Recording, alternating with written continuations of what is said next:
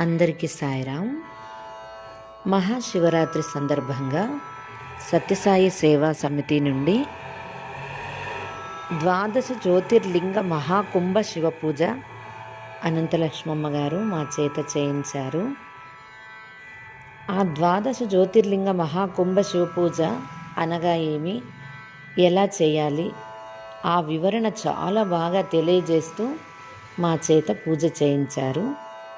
అందుకని అందరితో పంచుకోవాలని. జ్యోతి అంటే ప్రకాశము, వెలుగు, చైతన్యము అని అర్థము. ఈ 12 జ్యోతిర్లింగ మహాకుంభ శివపూజకు 5 కర్మేంద్రియాలు, 5 జ్ఞానేంద్రియాలు, మనస్సు, బుద్ధి గురించి వివరణ తెలియజేస్తూ పూజ చేశాము. కర్మేంద్రియాలు 5 ఏవేవంటే వాక్కు, పాణి, పాద, పాయు, ఉపస్థ. జ్ఞానేంద్రియాలు కూడా 5: శ్రోత్రం, త్వక్, జిహ్వ, చక్షు, ఘ్రాణి. మనస్సు, బుద్ధి. మొత్తము 12 12 జ్యోతిర్లింగ మహాకుంభ శివపూజ అని బాగా వివరించి తెలియజేసినారు. దానిలో మొదటగా మనస్సుకు మనము ఏ భగవంతుణ్ణి 12 జ్యోతిర్లింగాల్లో పూజించాలి అంటే గుజరాత్ నందు సోమనాథేశ్వరుని పూజించాలి. అందుకోసం మనము పసుపుతో పూజ చేయాలి అని తెలిపినారు. పసుపుతో పూజ చేయించినారు. ఇలా తెలియజేసినారు. సౌరాష్ట్ర దేశే నిషదేతి రమ్యే జ్యోతిర్మయం చంద్రకళావంతంసం భక్తి ప్రధానాయ కృపా వరతీర్ణం తం సోమనాథం శరణం ప్రపద్యే. మనస్సుకు చంద్రమా మనసో జాతః, పసుపుతో పూజ చేస్తే ఈ భగవంతుని అనుగ్రహం కలుగుతుంది అని పసుపుతో పూజ చేయించారు. బుద్ధి మహాకాళేశ్వర్ ఉజ్జయినిలో ఉన్నది, మధ్యప్రదేశ్లో. కాళస్వరూపంలో జీవుని శరీరంలో ఉంటూ వెన్నెముక మూలాధార చక్రం నుండి సహస్రారంకు తీసుకొని వెళ్ళి బుద్ధిని ప్రకాశింపజేస్తుంది అని ప్రార్థనా శ్లోకం ఇలా ఉన్నది. అవంతికాయాం విహితావతారం ముక్తి ప్రధానాయ చ సజ్జనానాం అకాల మృత్యు పరిరక్షణార్థం వందే మహాకాల మహాసురేశం. కుంకుమతో పూజ చేయించారు. మనస్సు, బుద్ధి అయిపోయినది. కర్మేంద్రియాలు మొదటగా వాక్కు. విశ్వేశ్వరుడు కాశీలో ఉన్నారు. ఉత్తరప్రదేశ్ వారణాసి అని కూడా అంటాము. వారణ అంటే రహస్యం, అసి అంటే ఉపాయం. వారణాసి. వాక్కును బయటకు విడిచి వాక్కును ఆశ్రయించి శబ్దము ఉచ్చరించే శక్తిని ఇస్తుంది. ఇది శరీరంలో 8 స్థానాలలో ఈ శబ్దం ఉంటుంది. అవి చోట, గొంతు చోట, తల చోట, నోటి లోపలి భాగం, నాలుక, పళ్ళు, పెదవులు, ముక్కు. వీటి చోటుల్లో వాక్కు ఉంటుంది. ప్రార్థనా శ్లోకం. సానందమానంద వనే వసంతం ఆనందం కందం హతపాప బృందం వారణాసినాథ మనాథనాథం శ్రీ విశ్వనాథం శరణం ప్రపద్యే. కాశీ అనునది ముక్తక్షేత్రం, బ్రహ్మహత్యా పాపము తొలగించినది. అక్షంతలతో పూజ చేయాలి ఈ కాశీ విశ్వేశ్వరునకు 12 నామాలతో. మరియు పాణి రెండవది కర్మేంద్రియాల్లో. ఈ పాణి కేదారేశ్వరునికి పూజ చేయాలి. ఉత్తరాఖండ్లో ఉంది. పాణి అంటే మన అరిచేతులు అని, అనగా వేళ్లతో మణికట్టుతో ఆశ్రయించి ఇవ్వటము, తీసుకోవడము, పట్టుకోవడము అనే క్రియలకు శక్తిని ఇచ్చే ఇంద్రియం ఇది. ప్రయాగ సమీపమున త్రివేణి సంగమంలో గంగా, యమున, సరస్వతి, విష్ణువుల కమలము నుండి వచ్చిన నీరు నమకము అనే 8వ అనువాకములో నమఃశివాయచ అనే మంత్రం పంచాక్షరి ఒక్కసారి వస్తుంది. ఇది ప్రసిద్ధమైన వేద మంత్రం. ప్రార్థనా శ్లోకము. మహాద్రి పార్శ్యేచ తటేరమంతం సంపూజ్యమానం సతతం మునీంద్రైః సురాసరైరక్షమహోరగోయై కేదారమీశం శివమేకమీడే. హిమపర్వతమున కొండచర్య సమీపంన ఎల్లప్పుడూ దేవతలు, రాక్షసులు, యక్షులు, నాగులు అందరూ కలిసి పూజించే పవిత్రమైన స్థలం ఇది. 12 నామాలతో పూజ చేయాలి. 3వది పాద అనగా మన పాదాలు. నాగనాథ్ గుజరాత్లో ద్వారకాలో వస్తుంది ఈ చోటు. నాగనాథ్ స్థూలమైన కాళ్లకు ఆశ్రయమిచ్చు పాదములకు దాని కింద భాగమునకు వెళ్ళటం, రావటం, నిలబడటం అనే పనులు చేయడానికి శక్తిని ఇస్తుంది. ప్రార్థనా శ్లోకము. పాదముల గురించి తెలియజేసుకోవాలి అంటే వామనుని పాదము బలిచక్రవర్తి తలపై ఉన్న సహస్రారమును స్పర్శించిన వెంటనే అతనికి మోక్షం కలిగినది. అందరూ భగవంతుని పాదాలు చేరాలనే కోరుకుంటారు. గంధుడితో పూజ చేయటం. ప్రార్థనా శ్లోకము. యామ్యే సదంగే నగరేతి రమ్యే విభూషితాంగం వివిధైశ్చ భోగైః సద్భక్తిముక్తి ప్రదమీశమేకం శ్రీనాగనాథం శరణం ప్రపద్యే. మరియు పాయు కృష్ణేశ్వరుడు మహారాష్ట్రలో ఎల్లోరాలో ఉన్నది. పాయు అనగా ఇది జీవుని మల విసర్జనకు కావలసిన శక్తిని ఇచ్చి అన్ని జీవులకు ఉదార భావం గురించి తెలియజేస్తుంది. ప్రార్థనా శ్లోకం. ఇళాపురే రమ్యే విశాలకేస్మిన్ సీముల్ల సంత సంచ జగద్వేరణ్యం వందే మహోదర తరస్వభావం కృష్ణేశ్వరాఖ్యం శరణం ప్రపద్యే.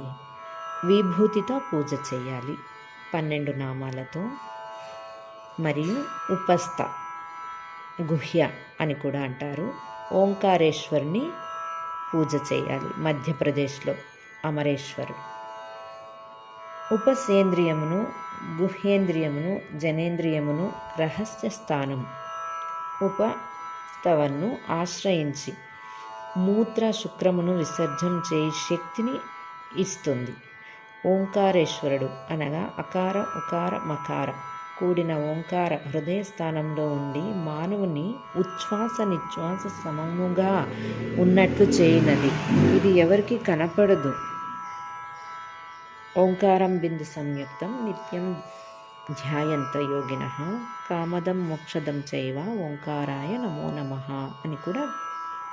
ఓంకార జపము వల్ల జీవుని అమరత్వానికి తీసుకొని వెళ్తుంది. శివ ధ్యానం వల్ల వింధ్యుని కోరికపై శివుడు ప్రణవాకారంలో స్వయంభూగా వెలిసినాడు. అనాహత చక్రంలో ఉండేవాడు కూడా. ప్రార్థనా శ్లోకం. కావేరిక నర్మదాయో పవిత్రే సమాగమే సజ్జన తారణాయ సదైవ మాందాతృ పురే వసంతం ఓంకారమేషం శివమేకమీఢే అని కూడా 12 మరియు 12 నామాలతో కూడా పూజ చేయాలి. జ్ఞానేంద్రియాలు. తర్వాత జ్ఞానేంద్రియాల్లో మొదటిది శ్రోత్రం. మల్లికార్జున స్వామికి పూజ చేయాలి. శ్రీశైలంలో ఉన్న శ్రోతేంద్రియం అంటే బాహ్యంకు కనిపించే చెవి కాదు, చెవి లోపల శబ్దగ్రహణము పొందే కర్ణభేరి అంటారు దీన్ని. ఆకాశంను ఆశ్రయించుకొని శబ్దము లోపలికి వెళ్ళే శక్తి ఇంద్రియమే శ్రోత్రేంద్రియం.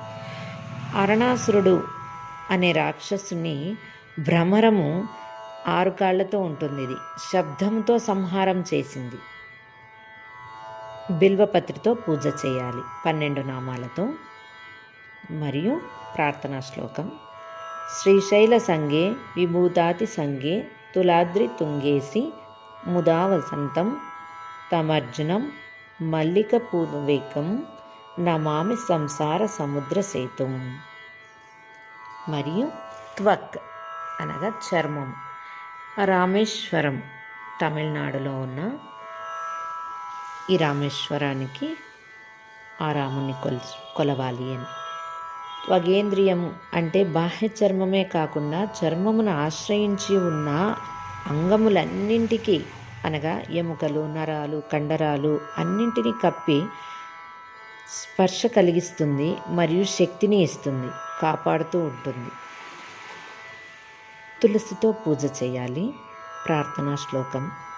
తులసితో పూజ చేయనప్పుడు 12 నామాలతో మరియు ప్రార్థనా శ్లోకం ఇలా: సంతామ్ర పర్ణి జలరాశి యోగే నిబధ్య సేతుం విశిఖైర సంఖ్యైః శ్రీరామచంద్రేణ సమర్పితం తం రామేశ్వరాఖ్యం నియతం నమామి. ఏ నది నీటి బిందువుకు ముత్యం చిప్పలో పడగానే ముత్యంగా మారునో ఆ తామ్రవర్ణ నది కలియు చోట వారధి నిర్మించి ప్రతిష్ఠించిన లింగమునకు నమస్కారము. ఈ శరీరం అనే పత్రము ఉంటేనే లోపల ఉన్న జ్యోతి స్వరూపమైన ఆత్మదర్శనం కలుగుతుంది. అటువంటి తులసి పత్రంతో రామేశ్వరుణ్ణి అర్చిస్తాము. పంచమహాపాతకాలు తొలుగుతాయన్నమాట. రామేశ్వరుని కొలిస్తే మనం నడిచేటప్పుడు కానీ, పని చేసేటప్పుడు కానీ, ఊడ్చేటప్పుడు కానీ చాలా పనులు చేస్తూ ఉంటాం రోజు. ఆ పని చేసేటప్పుడు జీవరాశులను ఎన్నింటిని తొక్కుతూ ఉంటాము, చంపుతూ ఉంటాము. ఆ పంచమహాపాతకాలన్నీ తొలుగుతాయన్నమాట. రావణ కుంభకర్ణులు బ్రాహ్మణులు వేరు. వీరిని సంహరించిన పాపము అనగా వీళ్ళు బ్రాహ్మణులు కాబట్టి బ్రహ్మహత్యా పాతకము దోష నివారణకు రాముల వారు ఈ ప్రదేశంలో రామేశ్వరంలో లింగ ప్రతిష్టాపన చేశారన్నమాట. చక్షుహు మళ్ళీ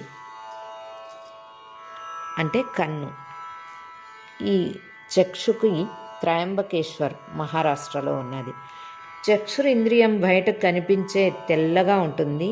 దానిలో నల్లగా ఉండే గుండ్రంగా పైభాగంలో చిన్నగా ఉంటూ దాని లోపల నల్లగుడ్డు, దాని లోపల ఇంకొకటి ఉంటుంది కదా, ఆ దృశ్యములను గ్రహించే శక్తి ఉంటుందన్నమాట. ఓం హిమాచలేంద్ర తనయా వల్లభాయ నమః నాగేంద్ర యజ్ఞోపవీత శోభితాయ నమః. జిల్లేడు పూలతో పూజ చేయాలి 12 నామాలతో. ప్రార్థనా శ్లోకం.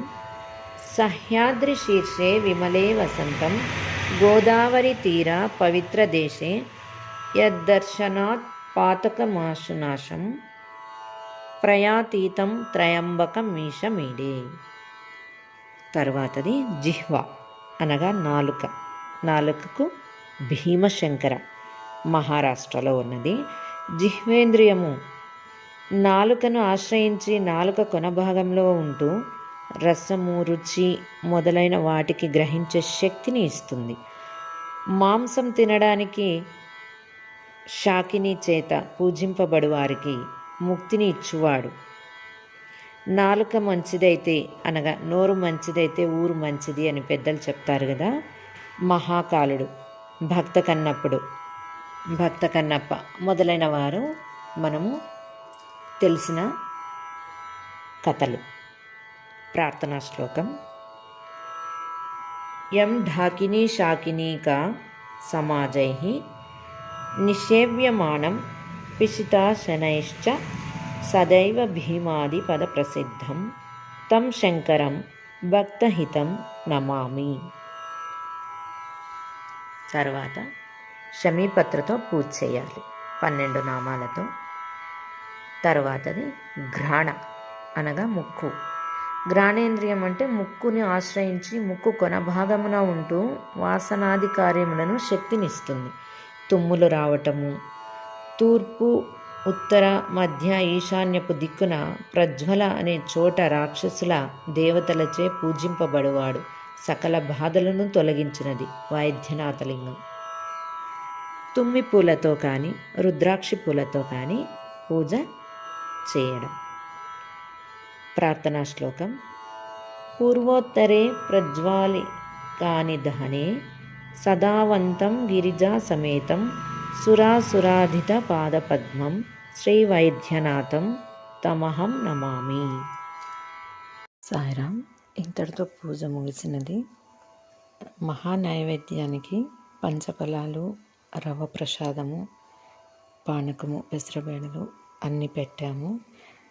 మేమైతే 2:30 గంట సేపు పూజ చేశాము. చాలా బాగా జరిగినది. అందరూ సంతృప్తి చెందినాము. చేసిన వారందరము కూడా, చూసిన వారు, చేసిన వారందరూ కూడా. మరియు 12 జ్యోతిర్లింగాలకి కూడా 12 నామాలతో పూజ చేయించినారు. గంధంతో, పుష్పాలతో, తులసితో అని చెప్పాను కదా, అప్పుడు ఆ 12 నామాలు పలికారు. ఇక్కడ సమయము ఎక్కువ అవుతుందని నేను అవి పలకలేదు. సాయిరామ్. చిన్న ముంతలో కుంభంగా భావించి ఆ రోజు ఇందులో నుంచినే ప్రతి ఒక్క పూజ చేసేటప్పుడు నీరును ఇందులో నుంచినే వాడుకున్నాము. పంచపాత్ర ఈ కుంభమే ఆ రోజు మాకు. జై సాయిరామ్.